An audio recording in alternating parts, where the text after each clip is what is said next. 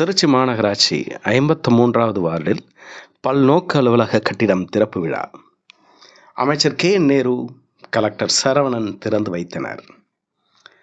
திருச்சி மண்டலம் 4 மாநகராட்சி வார்டு எண் 53இல் வானஸ் சாலையில் பல்நோக்கு அலுவலக பயன்பாட்டு கட்டிட திறப்பு விழா இன்று நடைபெற்றது.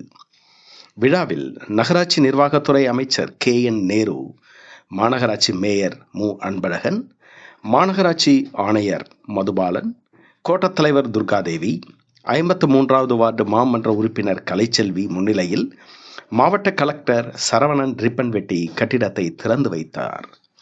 ரூபாய் 25 லட்சம் மதிப்பீட்டில் பொதுநிதி 2023-24 கீழ் பல்நோக்கு அலுவலக பயன்பாட்டு கட்டிடம் கட்டப்பட்டது.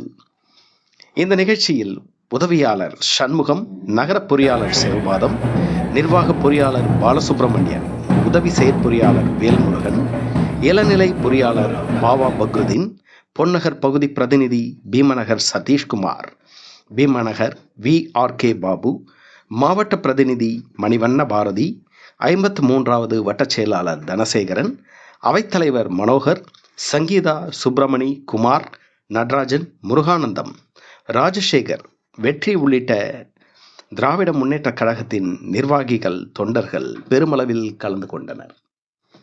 NDT நியூஸ் தமிழ் செய்திகளுக்காக சங்கர் சுப்பிரமணியன்.